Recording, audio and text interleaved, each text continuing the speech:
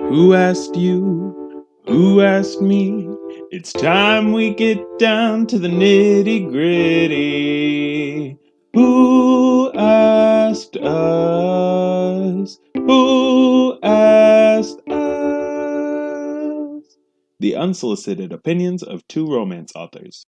Hello, welcome back to our podcast, Who Asked Us? The Unsolicited Opinions of Two Romance Authors.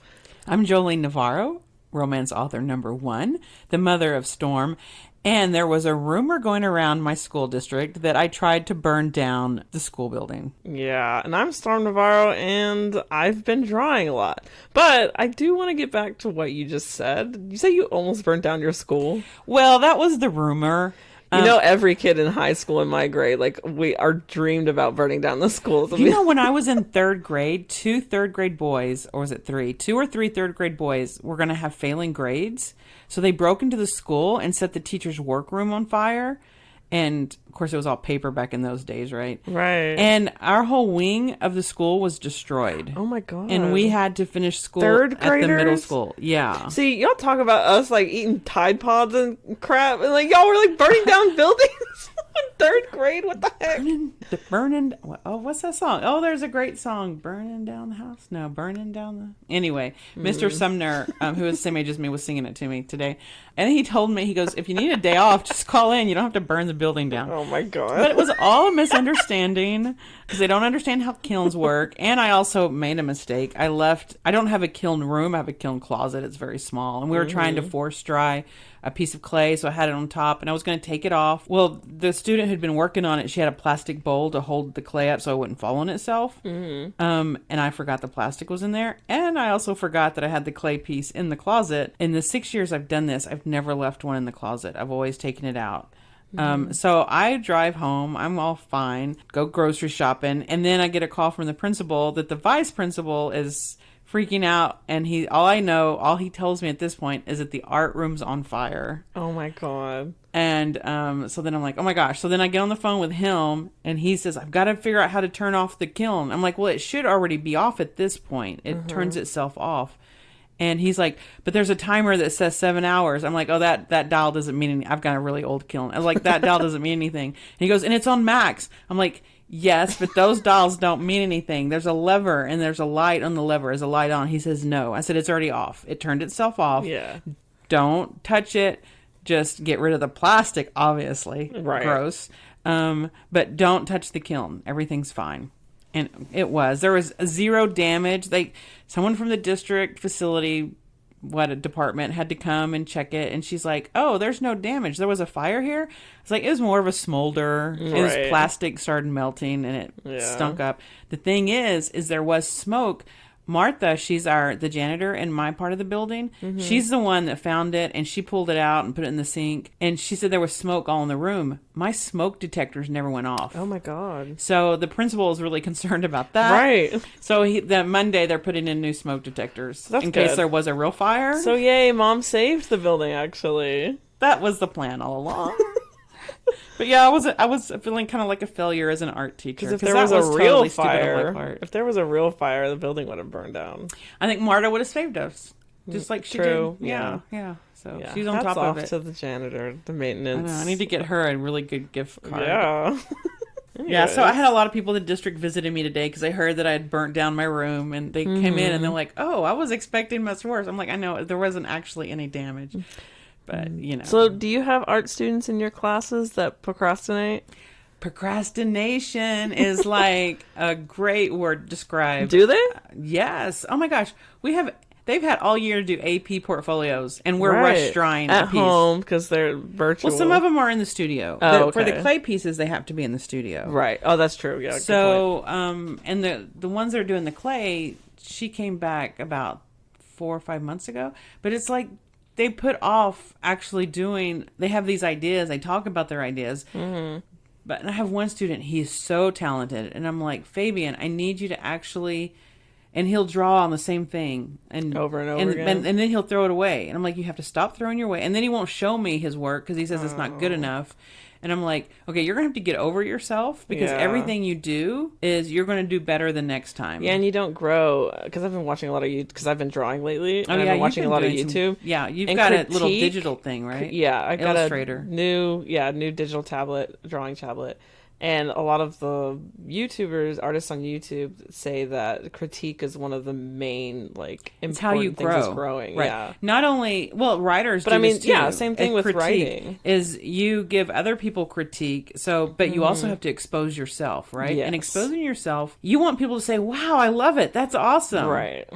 And when they have, so you're afraid they're going to say something else. And they probably should, because that is one of the best ways. I probably did most of my growing through critique. Not all the critique is good, right? Right. But for the most part, it forces you to look. There was someone told me early on that if 3 people tell you the same thing, then it might not just be voice, it might actually be a real problem. Because sometimes it's voice or the genre you write for, because I write small town Christian romance, a lot of Hispanic families. So I took one story where his mother was living with him, and one of the girls, she was like, who wants a hero that's living with his mother? I'm like, well, first of all, he'll tell you that his mother's living with him, but it's also very common in that culture to have multiple generations living together. Just now, I just realized I have my heroine is living with her like whole family, right? Which is completely normal, right? So you have to be careful when someone's critiquing from their filter, their preferred. If it's a preference. Because anyone can say, oh, this is how I would write it. That's not really a critique. Right. What you want someone is to question you and to push you. Like, because sometimes we don't go deep enough, or we've missed a point, or we're not clear. So I think critique is really good. And a lot of people will avoid critique, like my student is doing. So that is another way to procrastinate. But so we talked about it. What are the ways you procrastinate? When you find yourself doing blank, you know you're procrastinating. Well, first of all, I'm going to say that I think that every person, whether you're a writer, artist, when there's something that you want and you're putting it off, you're procrastinating. And so procrastination goes across the board for a lot of different reasons, right? Yeah. Not just for writers. Oh yeah, I mean like work or homework or right. Yeah, graduating. I have a senior who all he needs is art. And he has 4 projects left. Have I seen those projects? No. He's procrastinating. I think he's afraid of graduating. Yeah. So some of the things that I do, unfortunately, I procrastinate a lot too. Is like the games. I'm addicted to little games on my phone. Yeah. Like I was doing Fiends. I do Candy Crush. Oh my gosh, I got up to like 5,000 in Candy Crush. Oh my god. Yeah, that's not good. And right now I'm doing some kind of solitaire. It's like Harvest. It's a little cute dog. Wasn't your mom obsessed with solitaire? Yes. But oh my gosh, she would love all this stuff. She did it on the computer and it looked like solitaire. Yeah. No, this is like a little dog on a farm and he's so cute. And you have all the different They give it a scenes. story. Yeah, he's got a friend named Flutter. I don't know. He's got a story. There's a pig. You know his friends. Yeah, I forget the pig's name. Oh my but God. The pig, you can save money in the pig, and he gets really fat. Wow. So, yes, so that's mobile games. Well, but this one's good because it helps you walk. Pokemon Go. Yes. But I haven't been playing that one as much. Because I used to go to school early so I could walk. Right. But I haven't been doing that. I've been sleeping in later. Oh. So well, it's the end of the year, the school year. I'm tired, which is another, you just avoid doing things when you're tired. You'll have more time in the summer. Yeah. But When you're you tell tired, your brain just doesn't want to work. Well, we'll get to that later. I think that's in a... So procrastination. Oh, I'll start binge watching a show. Now, I can avoid TV and I don't have to watch TV. I'm not a TV person. You're talking more about cable, right? Well, I mean, just in general. Like, I can go a long time without turning the TV on. Right. But then your brother Tate, when he comes home, he watches a lot of TV. And I'll get sucked into these shows. And then I have to binge watch the shows. And you've gotten me on a couple of shows. Yeah, I try not to, though. I think right now I don't have any shows currently. Because I had to abandon the one Westworld. Yeah. I abandoned it. I finished the first season. Basically, it's like a gladiator situation. Just not a happy ending for her. No, and I hate when they manipulate timelines without telling you. Because there were clues. They had some really obvious timeline shifts, and that made sense to me. They changed her so she's wearing different clothes, or so you knew that she was either remembering. But then they like changed one character completely. Like you think you're following his story, and then it's this other guy that you've also been following. So you've been following both of his storylines at the same time. Oh, and in one storyline he's the good guy, and the other storyline he's become a really bad guy. Wow. Like manipulative. See, I never got that far. I was still in the first season when I started watching, and so I'm not giving any names away in case you watched that show. Right. But I think it's in the 4th season, and this is the first season. Oh, you got far. No, I finished just the first season. Oh, I think there's already 4 seasons out though. Oh, yeah. So I asked Tate because my children know me, because he's the one that got me watching this, and I asked him. I was like, "Okay, does this get better?" Right now, at this point, I don't trust it. I'm not trusting the narration at all. And he's like, I'll just tell you what happens. So, yeah. Well, because he knows me and you don't mind spoilers. Yeah, I don't mind spoilers. But I think it's a good story, just not your right. So I can't spend my taste. time on that story, because I do have to be careful where I spend my time. Yes. Unless what happens though, if I want to procrastinate, I'm like, oh, well, I'll catch an episode. Next thing I know, I've watched. Oh, which one was it? It was like a little sitcom. It was cute. It wasn't anything. It was New Girl. New Girl. Oh my gosh. I got to the point. I must have been like, I was supposed to be writing. You were also watching Schitt's Creek a lot. I haven't finished that one. Oh, I thought you did. No, I got lost in which I didn't know whose station I was watching it from. Whose account I was watching it from. I think you're watching it from mine. Because I went into mine and I'm like, oh, I'm way past this, but I didn't know where I was. And then I went to Tate's and his was way ahead. I'm like, I have no idea. I'm so lost that I quit. Yeah. I couldn't figure out where I was. We should have watched it on yours. That's okay. But New Girls, and then I would watch, like, if I'm not careful, I'll sit and watch 3, 4, 5 episodes in one night. Yeah. So when I should be writing. Yeah. So I have to be really careful. So when Tate hangs around, I tell him no TV shows. He doesn't listen to me though. No, but that's okay. So you have me on the nevers right now. Yeah. But that's good because it's only coming out once a week. And it's new. Yeah. And so we can't binge watch it. There's only one more episode now. Right. We can't binge watch it. Right. I have to wait, and it's just that one night. So that's good. That's the way TV used to work. You used to have to wait a week. Well, it is HBO, so yeah. So they still do the once a week stuff. So that's some ways I procrastinate. Yeah. And we were doing the Disney Plus, the Marvel shows, the like. Oh my God! Widow. No, it was WandaVision. WandaVision. I loved WandaVision. It was so unexpected and different. Yeah. And then, then really good. Yeah. Winter Soldier. Falcon and Winter Soldier. Yeah. Now Captain America and Winter Soldier. Yeah, that was good. That was but really again, good. That was nice because it's only once a week. Right. So I can't get lost in it. Yeah. What are other ways that you find yourself procrastinating? Like, you're like, oh, I'm definitely procrastinating. I know it's really bad if I decide that I need to go clean the kitchen. And do the dishes. Yeah, because your dad does the dishes a lot. He does them more than anyone else in the house. Yes, this is true. And I'm like, oh, you know what? Fred would be so happy if I go do the dishes. Oh, let me close my laptop. I'm just going to... I don't need to write. I'm not going to write right this now. I'm going to go think about the story when I do the dishes. Oh, my God. And if I actually thought about the story, that might be good, but I don't. So that's procrastinating. Maybe take a nap. Oh, yeah, napping is definitely... Napping is a procrastination. Yeah. What are some ways you procrastinate? Cleaning, like you do. I like start cleaning my room, organizing stuff. Yeah, definitely. But it's tough because it needs to be organized. It needs to be clean. Yeah, if something's cluttered, I can definitely tell when my mind and my mental state.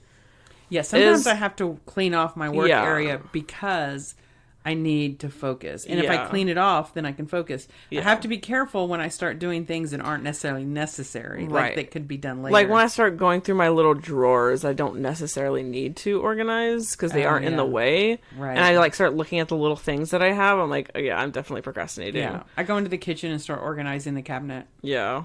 The spice racks. Yeah. I'm like, who's messed with my spice racks? These need to be in this order. So stupid. Who cares? It's going to get disorganized again. It doesn't have to be if people put things back in the right place. God. You need to label it then. This goes here and this goes here. That would be good. Or put numbers on them so we know which ones go first. 1, 2. Oh, no. That's a good idea, Storm. Yay. What else do I do? I've limited myself because I have the new drawing tablet, so I have a new shiny toy. Mm-hmm. But I've limited myself to 1 drawing per day so that I don't procrastinate on writing by just drawing. Right. Does that make sense? Yes. Yeah. Because I can get lost in drawing like very easily. Yeah. Especially if I'm procrastinating on something else. What else do I do? Juvia. Your dog. My dog. Like, because I know some people will say, oh, my cat will sit on my keyboard and I can't write, so I stop writing. I'm like, well, you can put your animal in another room, which is what I do. I don't lock her in a room, but I'll put a gate up between the living room and the dining room where I write. So she's right there if she needs something. But she can get very aggressive with her nose when she wants pets. Like, she'll put it under my arm and shake my arm so I can't write. Type. Right. Yeah. So if it gets that bad, then because sometimes she'll just lay at my feet and I'm fine with that. Like, she's quiet. But yeah, so if she gets a little clingy and aggressive, then I'm like, okay, no, it's time to separate. Mom needs to write. So there's a million different ways to procrastinate. I need to go shopping. Oh, yeah. Oh, I know. Here lately, you know what my favorite one is Katrina's wedding. Oh, you are, yeah. Because I'll be kind of editing or writing, and then I'll hear you all of a sudden listening to someone talking about how to make fences or rock walls, and I'm like, Mom, you're not right. I was like, what are you doing? And you're like, watching this video. Yeah, I know. You're procrastinating is what you're doing. Maybe a little bit. Hey, but we got a rock wall built. We did, and it looks pretty good. So those videos were worth watching. But yeah, they probably were. not as many as I needed to. I didn't probably watch not, that many. But I mean, I think even without the videos, you probably would have figured it out. So why do you think? I mean, I love writing. So why do we procrastinate? Oh, sorry. Another one is social media. Like for me, I open TikTok. I have a hard time. I will lose 2 hours. I have a hard time if I get a notification. I want to see it. Terry has something she's put where she it locks down her social media, so she can't. What's it called? Oh shoot, no, I can't because I keep on thinking I'm going to use it because what'll happen. But if I even have my phone close by and I'll flip over and check. There's freedom, stay focused, and rescue time. Those are the ones that are most suggested. Freedom, maybe the Freedom app, maybe. And you can block certain because you might need to do research, so you don't want all the online stuff, or you're right. Like I write in Google Docs, so I can't get rid of all of my online stuff. Now if it gets really bad, I will write in Word and I'll disconnect all my so I know some people do that. They have a computer that's just for writing, and they'll have no internet connection on it. So, oh, really? Yeah, I know. Yeah. So ancient, right? Ooh. But all you can do is write. So that sounds really cool. I know we have to manipulate ourselves to do this. Just get a typewriter. That'll save all your problems. That gives me a headache. So why do we procrastinate? I know some writers are very prolific and they can write really fast and they have no issue, but I think most people struggle with procrastination. Mm-hmm. Writer's block, as they call it. Yeah, I think there's several different reasons. I mean, obviously, you have some sort of fear. You're avoiding something, right? If you're procrastinating, you're avoiding. So what you need to figure out is, why am I procrastinating? Mm-hmm. And sometimes it's fear, right? And it can be several different things you're afraid of. I know it sounds weird, but you've always heard the term fear of success, right? Yes. Because what if they do like this and then I have to do it again? Right. Actually, I have a friend who is published, and I think she's afraid of a second book, the commitment, Yeah. So, and to keep writing that fast. Yeah. In order to make it into a career. Yeah. So there is that fear of success, but you also have the dreaded fear of failure. What if I spend all this time on this book and then no one ever reads it? All the time and energy. What I remember getting literally so sad at the thought of no one meeting John in my first book. John Levi, Pastor John Levi. Yeah, the pastor. Single dad. And Lorianne was the heroine. Mm-hmm. If people didn't meet them. It made me sad. Yeah. So that could be for any of your stories. Yeah, I think for me, because the second book of the paranormal series, I think part of the reason it's obviously been taking so long, Right, is because I am afraid that the first one was a fluke, and that I have this imposter syndrome that right. I'm going to waste all this time. They just took the time. first one because I don't know. She was a friend. The editor was a friend. I don't know. Yeah. It's like a friend of a friend. Like an so associate. Did they really want the book, or are they just trying to make connections? Networking. Right. But that's also kind of insulting because they aren't going to publish something just because exactly they want something. No. Exactly. So that's just the stupid voice in my head telling me that it's obviously it wasn't not real. because I'm a good writer. Right. It wasn't real. Right. There was reasons. Yeah, definitely excuses made to myself not to do something. So then you don't want to finish something because it's like then you have to do something with it. Right. Yeah. And some people don't want the story to end. Like they don't. They get so attached to the characters. Yeah. And they'll work on the same story for like 6-8 years. The same. Yeah. And they just make the story bigger and bigger instead of finishing it. I think there's the fear of what readers will think. Because I've had some reviews on the first one saying like, oh, this is good for the debut, like for a debut author, like first book. Can't wait to see how they grow or like what comes next. Yeah. And I'm like, what if I don't live up to that expectations? What if I'm worse than I was in the first one? I did tell you, when the reviews came in for my first book, when it went out, and there would be reviews from people I didn't know, right? Because some of it, friends did reviews, family did reviews, but there were people I didn't know that were like true readers.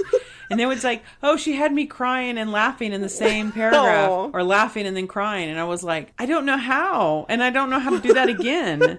That wasn't me. It was really hard to get the second book written, right? Yeah. Because it's like, oh my gosh. Yeah. So yeah, even when people say good things about you, our brains are weird. Yeah. And also, if someone says something bad, you can have 12 great ones, and that one bad one, you're like, you feel like that one has the most value, and it just sticks in your head, and you're like, oh my gosh, they're so right. I was so predictable. Maybe this is horrible, because I am kind of getting off track because now we're talking about reviews, but ways you told us not to get off track. I know, but this could help maybe someone who uses reviews as a procrastination excuse. Maybe this is bad form, but I go to really prolific and like amazing authors, and I read their 1-star reviews, and I'm like, there's no way this 1 star is valid. What I do is I go to someone like Susan Elizabeth Phillip, right? Incredible. Yes. I mean, she is in the romance world known as great. Yes, she's incredible. Like queen of, So, and she writes story after story, and they're good. Mm-hmm. So I always go and look at all her 1-star reviews because I know those aren't. I'm like, she's a good. Nora Roberts has 1-star reviews. Yeah. So that's what I know. I think that's a very good way to put it in perspective. Right. And I'm not like doing it to like make myself feel better. It's more of like, well, okay, so yes, I am doing it to make myself feel better. Like, if Susan Elizabeth Phillip gets a 1-star. But it's also a tactic to make myself like, okay, you have no excuse. These amazing authors are getting 1-star reviews and they're still writing. And they're still writing. Oh, that's a good way to look at it. Yeah. So other ways or reasons why I think we procrastinate could be, like, we talk about this. I think we talked about it last time or the time before. One of our episodes, people who say they have characters in their head that talk to them, and if the characters aren't talking to them, they can't write. Okay, so we had an argument about whether people actually. Mom, let me finish. I think there's nothing wrong with a good discussion. We don't have to call it an argument. Okay, we had an interesting discussion about whether that's true or not. I firmly believe that people can say they have the characters in their head, like the voices in their head, talk to them. And that's perfectly fine with me. But I agree with you. You can't allow it to become an excuse not to write. And it's not because you are in control, but if you choose to believe that these characters have their own voice and their own agency in your head, then you as the author, someone who needs to finish the book, someone who needs to treat this as a professional career, need to figure out a way to work with those voices that aren't connecting with you. Find ways to reconnect with those voices. Maybe reread something that inspired you the first time you wanted to write this story, or watch a movie that inspired you to write this story. Or just free. I mean, if really, first of all, we can feel like these people are real. That's how we write a good story. Yes. It brings us to tears. We laugh. Our heart aches for them. But ultimately, unless you're delusional, Oh my God. you know they're not real. They're a figment of your imagination. You are an incredible writer. You're an incredible human being that has this power to create people that aren't really there. Yes. So, that being truthful and knowing that you are still the real person and they are somewhere in your creative brain. Yes. Now, if they're not talking to you, and I'm using air quotes, if they're not talking to you, then there's a problem maybe with your story. Or maybe you don't want to say goodbye to them because you're too attached. Yes, that could be an issue. So what you can do is maybe just brainstorm with them, like not for your story, just like, why aren't you talking to me like you would in a real relationship? She's rolling her eyes right now. So rude. So fill up that blank page with whatever, maybe, and you'll find out that they didn't like the direction you were going. Yes. I think your subconscious knows when something's right or wrong. But this is another reason we procrastinate. We know the story needs to change, but we don't want to do the work because it's exhausting to rewrite words that you've already written. And it's exhausting to figure out a way to authentically give your character growth from something that is so ingrained in them. Like if you give your character like a really tragic backstory, you know that they have to have a character growth, and it's hard work as an author, as a creative, to authentically do that in the story and be consistent. So that it is something to avoid. Like you said, it all goes back to avoiding something, and it's the hard work, which I am guilty of. And sometimes I'll take shortcuts, and my critique partners, my agent will tell me this isn't going to work. We have to massage this. And if I'm like, I yes, come you're across like a paragraph or a sentence, I'm like, oh, I don't know. And if I have a second thing of a doubt, I used to say, no, it'll be okay. Now, if I hesitate over that line at all, I know that there's something wrong, and I just don't want to do the work to fix it. And if I don't want to do the work right then and there while I'm sitting there editing, I will highlight it or leave a mark, and then I'll do it on a day where I feel more refreshed, and I'm like, okay, I'm going to tackle this. Yes. And these people aren't real. So you can change their backstory. They are real. You can change things about them to make the story better. Free the characters. Because I have to tell you, so when I develop characters, I fall in love with my characters, and they become real to me in that sense that a writer, this made-up dream world. And I had to... this is actually the one that I sent to my editor, so I don't know yet if she agrees. But he was a private investigator. And I loved this idea of him being a private investigator. Yeah. I had his backstory. He was new in town. And she's like, that doesn't work. And she told me why it didn't work. And I'm like, darn it, she's right. Do you think one of the things why you wanted to do the private investigator, or you were so excited about it, is that it was something different than anything you'd done? Right. I have a sheriff, which is what you've done before. Which I've done before. That's what they want. Yes. But she was also correct in the conflict. Because the heroine has a secret, and she's coming back into town to find the family she hasn't seen since she was 9. Right. But she's coming back into town. They won't recognize her because she's completely changed. Her name has changed, her hair, everything about her has changed. Right. So she's kind of sneaking back into town to find out if she can trust her family. Right. As a private investigator, he was following her. He already knew who she was. He knew all of her secrets. So that's a harder conflict to build around. Whereas the sheriff, he's a new sheriff in town, so he's still trying to prove himself. And he gets this girl that he kind of is attracted to and is drawn to. But there's a vibe that something's not right. Right. He doesn't know. He doesn't know the secrets. So now I can build the tension, and I can show... like one secret and reveal another secret. So I have more work so my editor was right. So I had to, and it wasn't easy. Some of his backstory I got to keep, And so I manipulated it so he could have some backstory Yeah. that was the same. And he gained a daughter. So that was kind of fun. I'm like, oh, yeah. So he's a single dad. And that's why he's doing all this. Our editors and agents are always right. Yeah. So it was hard work. And I didn't want to do it. But I had a you deadline, did it. so I did. Yeah. So sometimes our characters, we have to be willing to tear them apart. Yes. And get rid of the parts that aren't working. Yes. Because you know what, Storm? What? They're not real.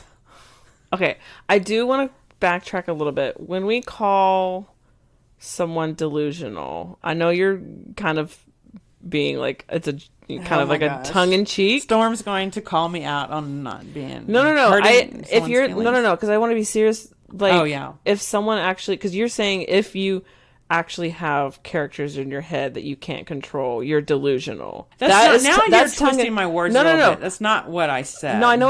Well, what did you say? Well, it's not exactly what I said. Go on. Well, okay, I know what I didn't what say you said. I didn't say you're delusional, because that's specifically calling out a person. I was like, that could be delusion. I didn't say delusional, or maybe I did. Now I'll have to go back and listen. But I don't think I called a person delusional. Okay, so what I'm not doing, I'm not attacking you. I'm saying, like, that's not what we mean. Well, but right? What I'm saying, if you truly, truly believe that these are real people that can't be altered because they have real... You're using it as an excuse. You're using it as an excuse. Right. Or you really maybe... I mean, right. What I'm saying is, if someone if you're someone that's like struggling with, like, you actually have this isn't the podcast for you. You're someone that needs to see a professional. Yeah, and our comments are tongue in cheek when we talk about people being delusional. I'm talking about writers. Writers get away with a lot of stuff. Right. We get to murder people. What I'm trying to do is not. Okay, maybe this is my millennial showing. I don't want to offend people because there are actual people who struggle with this. Mom, why are you laughing? Because you make it sound like I love offending people. I go out of my way to offend people. No, it just doesn't occur I'm a to you. Gen Xer. Yeah, because you're Gen X. It doesn't matter to you. People matter to me. Well, some people. We shouldn't be laughing. Okay, so I'm going to be serious, very serious for a second. There are people who actually struggle with this. And it's a stigma that they're like, there's something wrong with them. I think mental health is a very serious issue. Yes. Which we've talked about before. But I think people also need to be real with themselves. Yes. So what we're talking about are two completely different things, and we shouldn't mix them. No. I was never mixing them. I'm not talking about people with a diagnosis that they need to seek medical help. Right. And medication. What I'm saying is some people can take it the wrong way. They can put... If you took it the wrong way, tell Storm that she's right and I'm wrong. Yes, that's all I wanted to hear. That's basically what I wanted. Okay, thanks, Mom. I don't even know if people use the word delusional anymore. Well, I was trying to think of a word that... Because there's certain words you can't use now. So I was trying to think of a clinical word. And definitely not delusional. Delusional... That's usually a side... Like, the word delusional is used like as a side effect of something. So like what delusion, happens when you can't tell the difference between reality and fiction? That is... I'm not... I'd say that all the thing... Like, remember how Alyssa was like, I'm not qualified? Neither of us are qualified to call it something. So that's what I don't know what to call it. But there's definitely... Yes. A problem. Like in The Beautiful Mind. Yes. He really thought... He was schizophrenic, I think. Yeah, he was schizophrenic. He had schizophrenia or whatever. Yeah. And that's different. See, I get confused. Yeah, me too. And what's a new label? What's an old label? Yeah, and like I said, we're not qualified. What's usable? I'm not pretending. Right. Yeah. But that's a real disorder. Yes. That people live with, and they can actually have really fulfilling, functioning lives. Yes. And they can use it for good, or they can be aware of it, or they work with it, right? Yeah. It's not necessarily... I think the Beautiful Mind was kind of maybe extreme sometimes. So a lot of people... It's based on a true story, though. Yeah, it was a true story. Yeah. So, so there's different ranges, just like with autism. There's a spectrum, right? And so so you can't say one person is one. So when we're talking about... But it is really frustrating when people use the excuse that their characters... aren't talking to them, then maybe the story's not working and you need a new story. Or maybe you just need to, find an exercise. Revisit and consider like actually doing an outline. Or maybe just write every day, a little bit every day. Well, I'll tell you something. Give yourself permission to write crap. Yes. You've got to finish the story. Yes. And it's something that has helped me just in my editing, but it could also help you in writing at all, is a chapter outline. It has helped me so much in my editing because I can go look at, like, I'll have like 7 pages of the chapters, like what's in the chapters. And I'll go look and be like, oh, this is in that chapter. I remember now. And I can go to that chapter specifically and change what I need to change. I kind of do that. I track when I get probably about 4 or 5 chapters in, I start tracking how long the chapter is. So I do pages and the information in that chapter. Yeah. I'm not doing it ahead of time. Right. I'm doing it as because I think one of the most daunting things, and I'm wanting to avoid it, is writing a book. It's a long story. Right. And I think people don't realize how hard it is to keep track of everything in one story and to connect it all, Yes. and not to lose threads. Yes, it's really make hard it flow work as one so story. When you're trying to do that, and someone gives you feedback that you lost this thread or that didn't make sense, Yes. or you did this, and then like bring in a pet, and all of a sudden really it's resolved in the end and was never addressed in the middle. Yeah, well, your pet's really cute in this scene, and then the pet's never around again. Right? Yeah. And so you have to go in and decide. Because what was it one time? Oh, cats. It was the cutest little cat rescue kitten story. They already had 2 dogs and there was 2 kids. Yeah. And I'm like, okay, the cats have to go. Yeah, I got Because they rid were of really cute for that scene, but they didn't. Yeah. So I had to just cut them. Yeah. So you do. Keeping track of everything going is hard work. And sometimes it's easier to avoid it. Yes. But if you give yourself the outline helps. And that's what I started doing, is tracking each chapter. Yeah. And so I kind of have a rough outline because I have to sell in synopsis. But so I have kind of a rough outline. But then when I start writing, I don't necessarily follow that other than some of the key points. Right. But then I have to kind of match that up with what I'm currently writing. So, and it's difficult, but it pays off and it makes it easier in the long run. So I just want to finish off with saying that even though we kind of went off track a little bit a couple times, mostly me. You know what? If you don't say that, they might not notice. But I think I do. I don't want to also. I personally, I don't want to seem like I'm trying to tell people like this is what you're doing and this is how you should like fix it. She's so worried about people's feelings. I just want to get across. I say that jokingly. I'm sorry. The reason I'm talking about procrastination is because I'm a huge procrastinator. Yes. So this is something that we all struggle with. I need a support group because I procrastinate too. So what do y'all procrastinate about? Yeah, honestly, if you have ways that help you get over procrastination. Now, some things are real in life. And that could be, you could really be tired. Other responsibilities and fatigue. Family, work. And sometimes it's okay to give yourself permission to not write. I had one professor or a mentor in my master's program, and he would very huge, what's the, it starts with a P. Maybe it is proponent. But, talking about mental health and as a writer, creatives, needing to give yourself that break and be like, it's okay not to write today if you really like know yourself. And know maybe give yourself like 2 weeks where I'm not going to write for these 2 weeks. I'm not going to edit. I'm not going to do anything.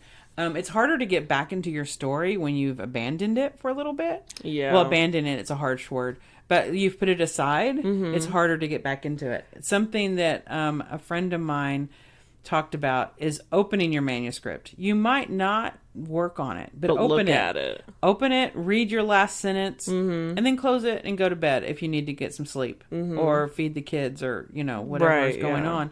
But sometimes you can open it and it just keeps it there. But that's okay to give yourself like, all I'm going to do, especially if you're goal orientated and then you see your little to-do list and you're like, I'm going to edit 5 chapters and you haven't edited a single chapter. So you start feeling like you start getting really down on yourself because you're like, I can't do this. I am an imposter. I'm never going to do this. Yeah. And that's just a spiral. You just fall into it.